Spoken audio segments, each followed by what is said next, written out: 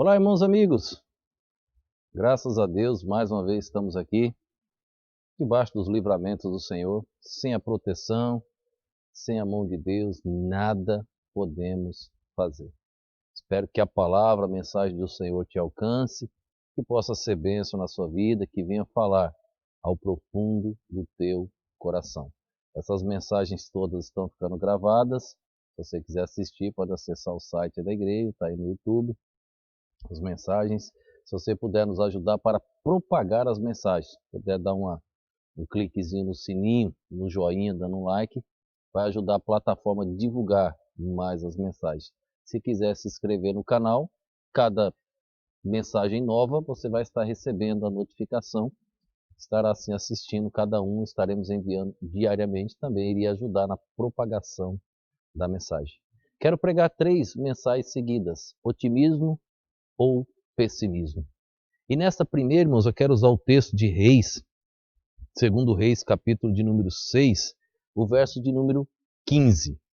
Olha o que diz: E o servo do homem de Deus se levantou muito cedo e saiu. E eis que um exército tinha cercado a cidade com cavalos e carros. Então o seu servo lhe disse: Ai, meu senhor, que faremos? Ai, meu senhor, que faremos? Irmãos, o povo de Israel estava em guerra e o rei Ben-Hadad estava atacando Israel. E aconteceu algo bem interessante. Ele armou uma cilada para Israel e comentou com os seus generais, com sua equipe do alto clã ali, como iria atacar Israel. E assim ele o fez. Quando ele atacou Israel, Deus avisou para Israel através do profeta Eliseu. E Eliseu foi lá e avisou o rei de Israel. E Israel não caiu na armadilha. E o texto diz que isso ocorreu por várias vezes. O rei Ben-Hadad desconfiou. E ele disse: espera aí, deve ter um inimigo aqui no nosso meio. Por quê? Eu estou programando pegar Israel numa cilada. E todas as vezes Israel é avisado, então tem um inimigo aqui no nosso meio. Aí um dos servos de Ben-Hadad se levantou e disse, olha só, vamos ver o verso de número 12, capítulo 6, verso 12, olha o que o servo disse. E disse um dos seus servos: não, ó rei meu senhor, mas o profeta Eliseu, que está em Israel, faz saber ao rei de Israel as palavras que tu falaste ao teu quarto de dormir. Irmãos, o servo de Ben-Hadad diz: olhe, o que o Senhor fala lá no teu quarto de dormir, o profeta de Israel, ele sabe, ele é um servo de Deus. Ele vai lá e avisa o rei de Israel. Não é um dos nossos que está avisando Israel, não tem um traidor aqui, rei, mas tem um profeta lá em Israel chamado Eliseu. E o rei fica enfurecido. Então, manda prender Eliseu, traga-o para mim. Onde ele está? E aí o servo diz que ele estava na cidade de Dotã. Pronto, manda um exército, prepara um aparato enorme, vai lá e traga esse profeta que eu quero conversar com ele. E assim, os generais de Ben-Hadad obedeceram, pegaram um exército enorme e foram atrás de Eliseu. Aqui, irmãos, entra o assunto pessimismo e otimismo. Aqui entra, irmãos, aqueles que são pessimistas e aqueles que são otimistas. Eles estavam dormindo, irmãos, Eliseu na sua paz, na sua tranquilidade. Estava descansando. E o texto diz que nós lemos que o seu servo, que era Geazi, levantou bem cedo. E quando ele acordou, ele observou que a cidade estava cercada com o exército de Ben-Hadad. E ele voltou desesperado. Irmãos, um pessimista, ele vê o problema e não vê solução. Um pessimista não vive pela fé. Um pessimista só traz dificuldades. Ele correu desesperado. Eliseu, meu senhor, acorda. Nós estamos cercados. Não temos como fugir. Vamos morrer. E entra no desespero. O otimista, o servo de Deus que vive pela fé, eu não estou falando que é o otimista que tem a fé, tá? Eu estou dizendo que o otimista que vive pela fé. Ele é diferente do pessimista. O que manda é a fé, não é o otimismo. Pode até existir um otimista que está indo pelo caminho errado. O que manda exatamente é a fé. Mas o otimista, ele vive pela fé, na grande maioria. Eliseu diz para o servo, não temas, maior é o exército que está conosco. E ele diz assim, Senhor, abre os olhos do teu servo, que ele não consegue enxergar. O pessimista, irmãos, não enxerga as bênçãos de Deus.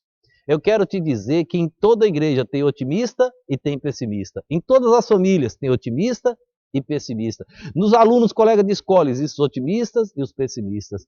No trabalho onde você está, tem os otimistas e os pessimistas. Olhe, nós vamos abrir uma congregação, Deus permitindo, no ano que vem, lá em Petrolina. São aproximadamente 500 quilômetros daqui da capital de Salvador. Sabe como pensa o otimista, irmãos?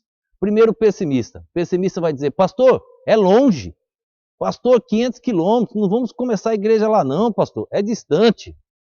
Sabe o que o otimista vai dizer? Pastor, 500 quilômetros, nós vamos ter mais tempo para orar, pastor.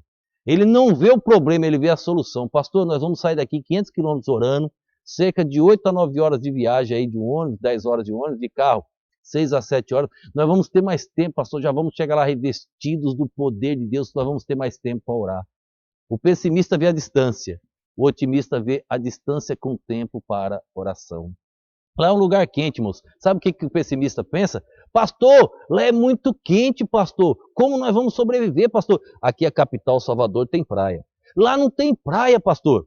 Sabe o que o otimista vai dizer? Pastor, nós vamos trabalhar nas margens do rio São Francisco, um dos maiores rios do Brasil. Que bênção, que cruza o maior número de estados no nosso país.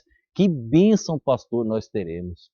Sabe o que o pessimista diz? Pastor, é uma outra cultura, é um povo diferente da nossa cultura de Salvador. Sabe o que o otimista vai dizer?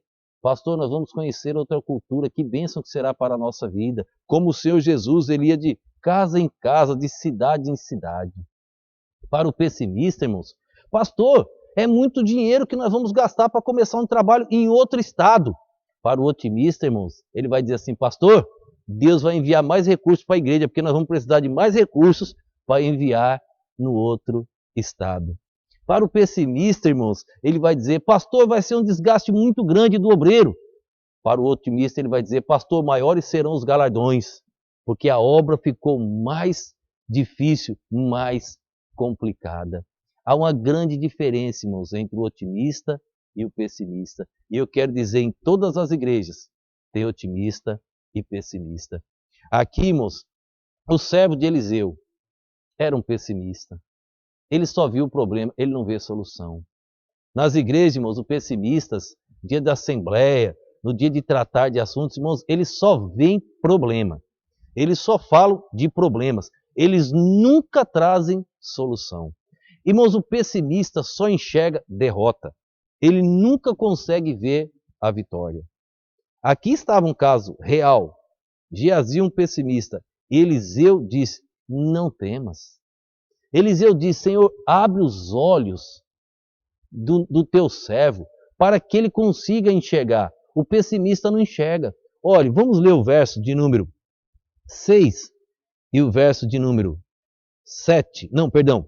Verso de número 16 e o verso de número 17. Diz assim, ó. E ele disse, não temas, porque mais são os que estão conosco do que os que estão com eles. Verso 17. E orou Eliseu e disse, Senhor, peço-te que lhe abra os olhos, para que veja. E o Senhor abriu os olhos do moço, e viu, e eis que o monte estava cheio de cavalos, de carros de fogo, em redor de Eliseu. Irmãos, o pessimista não consegue enxergar isso aqui. Só o otimista, irmãos. Se você tiver com a igreja cheia de pessimistas, eu lamento por você. Sinto muito. Você deve treiná-los. Agora, é difícil transformar esses pessimistas, viu? Pense numa raça ruim que só atrapalha a obra de Deus. Só consegue. E eles inflamam outros. É a mensagem que nós vamos pregar amanhã e depois de amanhã. Eles inflamam os outros, esses pessimistas. Eles tentam, eles vão contra Deus, vão contra a liderança. É o papel do pessimista. O otimista não. ele está pronto a dizer: eis-me aqui, envia-me a mim. Eliseu disse: Senhor, abre os olhos dele, mostra que maior é o exército que está conosco do que o exército inimigo. Irmãos, a cidade estava cercada do exército de Ben-Hadad, todos para prender Eliseu. E Eliseu tranquilo, tranquilo. Irmãos, Eliseu olhou, irmãos, e viu o poder de Deus o protegendo. Eliseu disse: ninguém pode me atingir, a não ser que Deus permita. O pessimista não consegue enxergar isso, somente o otimista. Eliseu disse: não temas. Sabe o que aconteceu em seguida? Eliseu orou. E Eliseu pediu a Deus: Deus, fere de cegueira este povo. E Deus respondeu. Todos, irmãos, não conseguiam mais enxergar. Aí Eliseu disse assim: vocês estão na cidade errada e procurando a pessoa errada. Venham, eu vos guiarei ao local que vocês estão procurando e a pessoa que vocês querem. E agora o exército de Ben-Hadad, sem enxergar, tiveram que ser conduzidos por Eliseu. Imagina Geazi, o pessimista, só vendo aquela cena e assistindo. Deveria aprender. É lamentável que na sequência com Eliseu a gente percebe que aquele discípulo, aquele aluno não aprendeu. Terminou a vida numa pior também, Geazi. Mas ali, irmãos, aquele exército seguia. Sabe o que Eliseu fez? Conduziu o exército para dentro de Samaria até o rei de Israel. E ali, quando ele chegou dentro, cercado agora pelo exército de Israel, ele pediu a Deus que eles voltassem a enxergar. E aquele exército, quando abriu os olhos, que enxergaram, estavam cercados pelo exército de Israel. O rei de Israel fez uma pergunta a Eliseu. Perguntou se deveriam matá-los ou não. Verso de número 21. Olha a pergunta que o rei de Israel faz agora a Eliseu. E quando o rei de Israel os viu, disse a Eliseu: feri-los-ei, meu pai. Verso de número 22. Mas ele disse: não os ferirá. Feririas tu os que tomasses prisioneiros com a tua espada e com o teu arco? Põe-lhes diante pão e água, para que comam e bebam, e se vão para o seu senhor. Irmãos, o otimista vive pela fé, ele não tem maldade no coração. Quando o rei perguntou a Eliseu: quer que eu mate todo mundo? Eliseu disse: não. Vocês estão armados, eles estão cercados, eles não têm nem como reagir. Eles estão com fome. Eu os conduzi numa caminhada longa. Prepara uma mesa. Eliseu pede para alimentar o inimigo e ele deu alimento para o inimigo. O inimigo de Eliseu ficou pensando: meu Deus. E Geazi? Ficou olhando para o exército inimigo e o agir de Deus. A diferença de um otimista e um pessimista. Quanta diferença. E aí Eliseu diz: alimenta-os e manda-os embora para o seu Senhor. E o texto diz que assim ele fez. Olhe, eu não sei quantos pessimistas, quantos otimistas você tem em sua igreja. Mas eu quero te dizer, na tua casa, no teu trabalho, na escola, o otimista, na maioria das vezes, ele vive pela fé. E você vê os resultados. O pessimista só sabe atrapalhar. Eu já enfrentei muitos pessimistas. Só tem palavras ao contrário. Toda assembleia eles têm que dar um pitaco ao contrário. Me lembro no outro tempo, ele nem pastor era. Havia uma família toda contrária. Graças a Deus já foram embora. Alguns já até morreram. Graças a Deus. E já enfrentei outros que também eram contra a obra. Maioria já morreram. Já enfrentei líderes contra a obra. Também boa parte já morreram. Boa parte eu preguei no sepultamento deles. E aí a gente tem que falar a verdade, né? Não pode mentir lá na hora, tem que dizer: tá aí, eu porque era pessimista, não era otimista. Na obra de Deus, irmãos, precisamos de otimismo, não pessimismo. Precisamos de pessoas que acreditem. Quando realmente o Espírito Santo tocar no teu coração que ali aquela proposta está errada, levante tua mão. Mas tem uma proposta. Não seja sempre negativo, não. Não seja sempre contrário às propostas, não. Não seja sempre contrário à obra, não. Veja que você é o único contrário à obra. Veja que os pessimistas na igreja são sempre os mesmos, não muda. Ajude a obra de Deus, ajude os servos de Deus que estão na liderança. Soma, em vez de retirar e subtrair. Seja uma bênção. Muda teu comportamento. Veja quanto você atrapalha na obra.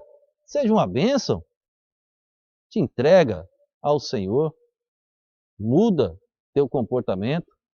Geazi terminou a vida ruim. Ele não via solução, ele só via problema. Irmãos, quem crê em Jesus Cristo vê a solução. Os problemas existem, são causados. O causador dos problemas somos nós mesmos. Deus não tem problemas, Deus tem planos. Os problemas que existem foram causados por nós. Seja um otimista e não um pessimista. Que Deus vos abençoe. Obrigado, Pai. Abençoa as vidas que estão ouvindo. Ó Deus, que possa ser um exército de otimistas. E, ó Deus, transforma os pessimistas que estão ouvindo esta mensagem para louvor e glória do Teu nome. Eu te peço no nome e no poder do nosso Senhor e Salvador Jesus Cristo. Amém.